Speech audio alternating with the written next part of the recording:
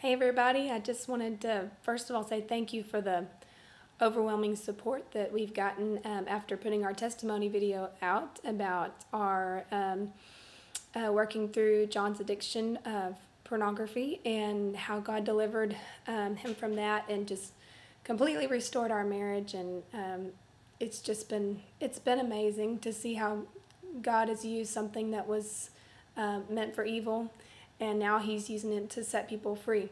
So that brings me to my next thing that I want to say is that, and I put this on a status earlier, that I've had a lot of people reach out to me for help and support, and which is wonderful and exactly what we wanted, and we want to be used by God, but it's a bit overwhelming trying to figure out how to minister to all of you. So I would like to first just give kind of an extended version of the story. Parts of the story, due to time, had to be edited out, that I feel like are good for the women to hear. And so if you've watched the video, and you probably have if you're watching this video, there were actually 3 confessions. So there was the first confession when John and I were dating, and like I said in the video, it was black and white for me: just stop, let's move on.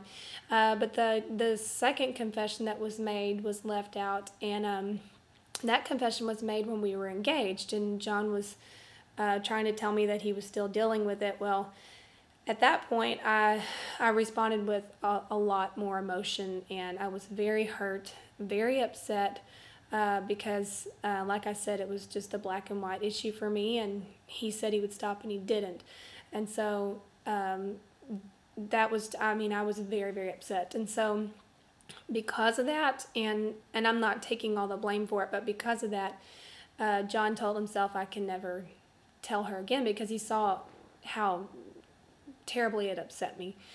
And so then the hiding began. So that we went into our marriage with the pornography being hidden and kept from me, and which just opened up a door wide for Satan to come into our marriage, and because we didn't have the oneness that we needed to have, because there was dishonesty in our marriage. So what I learned through that second confession, looking back, is that as a wife, like, I needed to be a safe place for confession for him, because he was terrified to bring it up to me because of how I responded. And I'm not saying that you're not supposed to be upset, because it's upsetting. It's very upsetting, but I was very, very angry, and I didn't create this environment that was grace-filled and was really wanting to help him. Like, I was just thinking about how it affected me, and really looking back, like, he was crying out like he had an addiction. He needed me to get him help, and I didn't, and not all of your husbands are asking for help, and that's a heart issue and something that will come in time, hopefully, as you pray for them. But I would say in your responses, do your best. If your husband is truly coming to you in humility and openly confessing wrong, then be as grace-filled as you can be, by the power of the Holy Spirit, really, and God will give you the strength to do that, because you don't want to push them away to where they feel like that they can't tell you these things, because then that just creates, like I said earlier, this door for Satan to come in, because then they're going to begin hiding. And as painful as it is to hear it, you need to hear it versus them hiding it, because then they're just going to stay in darkness and stay just bound to the addiction. So safe place for confession is something that I learned and that I would encourage you. And then also, the video is beautiful, but the video also just wrapped up our story in a nice, neat little bow. And if the story ended there at when my husband was set free, it would have all been nice and neat, but it didn't. And so we there was a long processing for both of us.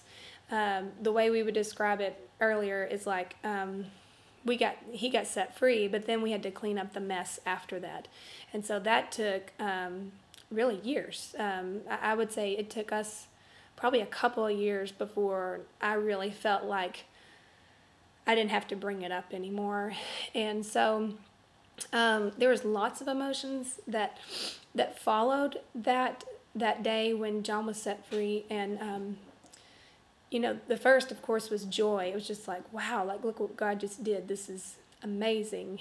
And then it was like, oh, wait, what again did you do? And so then there was anger and then sadness and insecurity and just, it was a roller coaster of emotions. And then John and I were really just dealing with this with ourselves. And so it was really difficult. And we had let one pastor in on the situation, and then a counselor, and then other than that, I didn't talk to anybody about it. So I was just up and down all the time, because just that's what processing is. When you find something like this out, when John, told me that he'd been lying to me, well, one of the first things I thought, well, who else has been lying to me my whole life? It's like your whole world just like, you're suspect of your whole world when someone that close to you lies to you. I remember thinking like, well, what if my parents told me that's not true? And so there was processing all of that. And,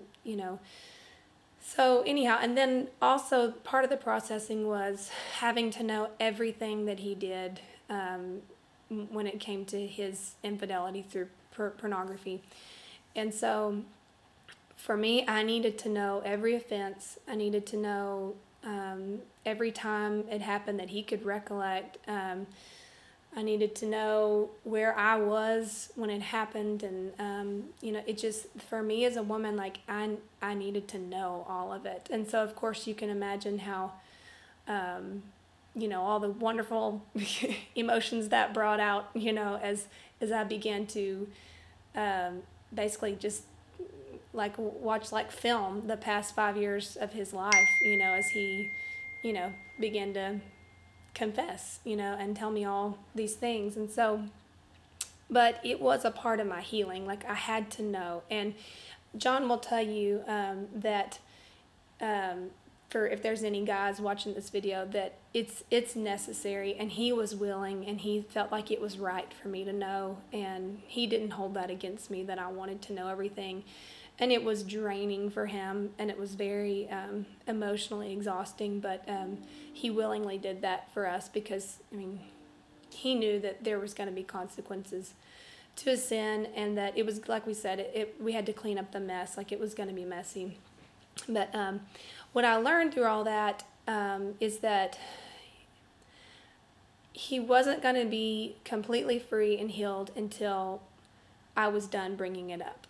And so, and I've shared this with another friend of mine who's had a similar situation, but and I told her, I said, your husband's not going to truly be free and be able to move on until you stop bringing this up. And so for me, it took, I would say close to a year before I stopped bringing it up in a way that was out of anger. And so, like, we'll still talk about what happened in our past, but I won't talk about it in anger anymore. I talk about it in, like, maybe relation to helping another couple, or it's now a very peaceful conversation between us. But the Lord really convicted me about that, and he just said, because I would watch his face. I would get mad at him about something, and then I'd bring up, well, you lied to me, or you did this, and with the pornography, and then I just watched, like, this man who was free and who didn't have that guilt and didn't have that shame anymore.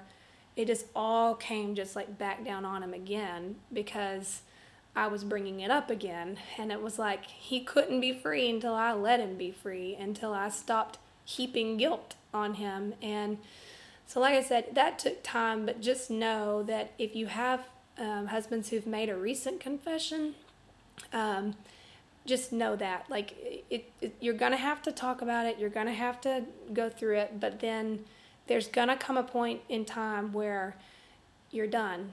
You're done bringing it up in anger, and you have to move forward. And I can tell you that time helps that. Prayer most definitely helps that.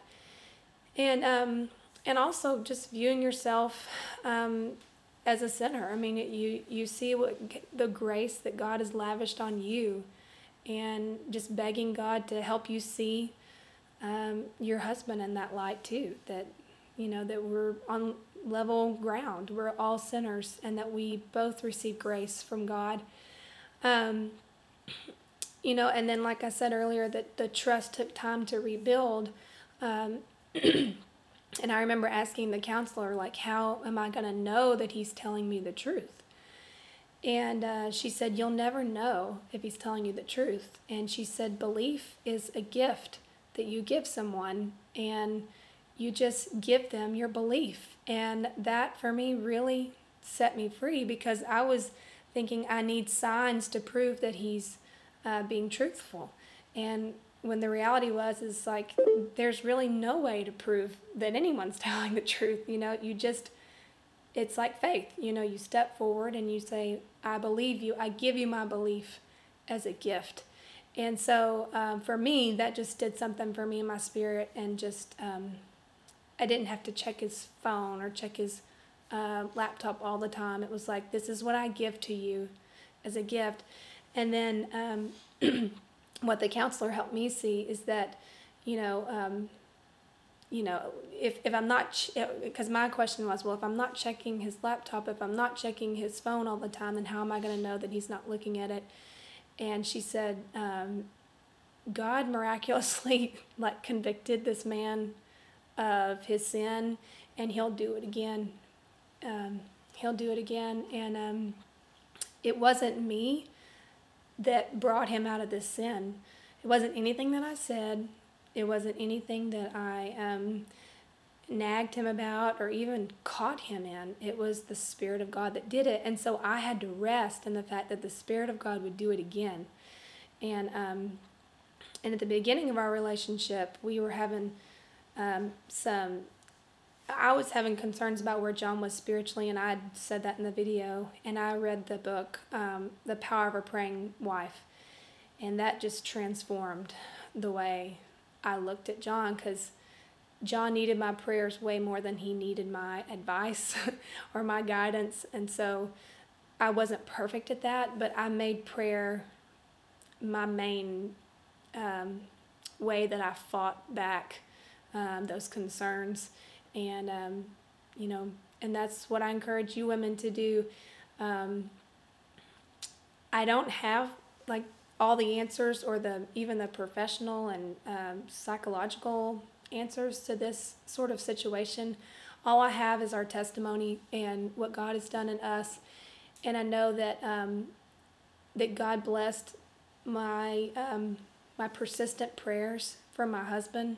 And I can remember being very weary praying for him, and not really knowing exactly what I was praying for, because he had told me that pornography was not in our relationship, but just not having a peace that John was where he needed to be with the Lord. And I remember just getting really weary praying, but just not giving up.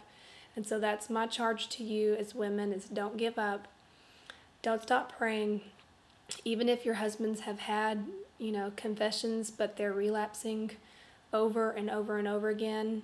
And don't give up. Don't give up. There is freedom, and just keep believing that God will set them free. Be encouraged, and put on a garment of praise instead of a spirit of despair. Much love to you all.